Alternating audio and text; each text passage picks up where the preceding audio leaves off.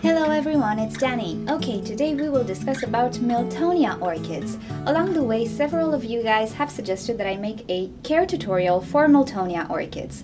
Now, there is a difference between Miltonias and Miltoniopsis orchids, and unfortunately on the market you will often find Miltoniopsis orchids under the name of Miltonia. They are totally different orchids, care-wise as well. Miltonias in general are far more forgiving, and I would say they are far more suited for home environments, while Miltoniopsis are quite tricky in a home and they are well suited for greenhouses. In any case, if you're not sure about the difference and you're not sure if you have a Miltoniopsis or a Miltonia, you can check the info card on the screen right now and watch a video that I made a while ago showing the difference between a Miltonia orchid and a Miltoniopsis. It's pretty obvious once you have the two orchids side by side. So do check that video if you're not sure about the difference between these two. Okay, let's get back to our Miltonia orchids. As I was saying, these guys I believe are far more forgiving and are better suited for home environments. Let's start with temperature. The ideal temperature for these guys is intermediate to warm actually.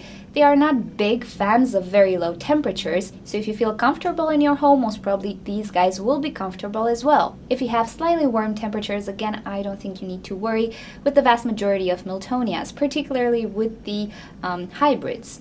For the majority of time, my Miltonia orchids receive about 20 degrees Celsius as a minimum and about 28 degrees Celsius as a maximum. Of course, in wintertime, temperatures go a little bit low, and in the summertime, they can go a little bit high, but this one seems to tolerate them very, very well.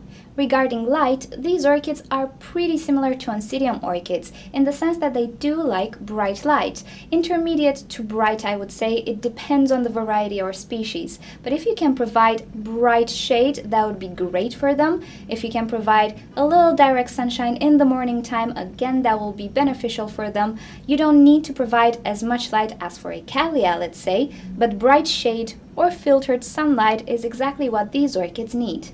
You can look at the foliage of your Miltonia.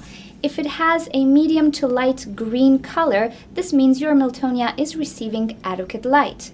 If, however, the color starts to go pretty dark, this might mean that you don't have enough light for your Miltonia orchid. The most crucial aspect in their care, I believe, is watering and moisture.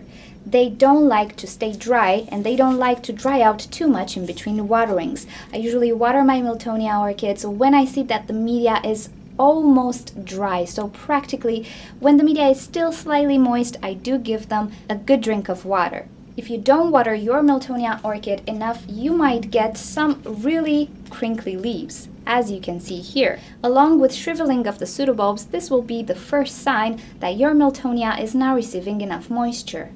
Regarding humidity, I would say that these orchids kind of do want high humidity. It really depends on the species or variety. Usually the species require more humidity than the hybrid, because the hybrid was created to tolerate a wide range of climates. However, if you can provide above 40% humidity for the hybrids and maybe above 50% humidity for the species, I think you can get away with it, especially if you keep your orchid properly hydrated. Since we are talking about watering, let's talk a little bit about the media that is good to use for Miltonia orchids. I actually like to make a mixture between bark chips and sphagnum moss. This is because bark chips give that aeration that any epiphyte orchid needs, and sphagnum moss is more water retentive, so I wouldn't have to water way too often. So I believe that for a normal home environment, this mixture can actually do okay with Miltonia orchids as long as you provide ventilation in the pot and of course ventilation around the orchid. If, however, you have a different environment, let's say a more humid environment, I think you can get away with bark chips as well. And on the opposite end, if you have a very dry, maybe very warm environment, pure sphagnum moss can actually work as well. Again, making sure that you have a lot of ventilation in the pot and around the orchid. The important thing is to understand the watering requirements of these orchids in order to assess your environment and make the best decision regarding the pot, where you will place your orchid, and what type of media you will use with your orchid. Now, reblooming this orchid is quite easy. I don't think there is a magic trick you can perform. What you can do is provide the best care that you can. In the case of hybrids, at least, I've noticed that they don't really have a bloom season either. I've had this orchid in bloom in spring, in summer, and now being that it's autumn, she's in bloom once again. So whenever a pseudobulb matures, theoretically this orchid should produce a flower spike if you provide enough moisture, enough light, and adequate temperatures.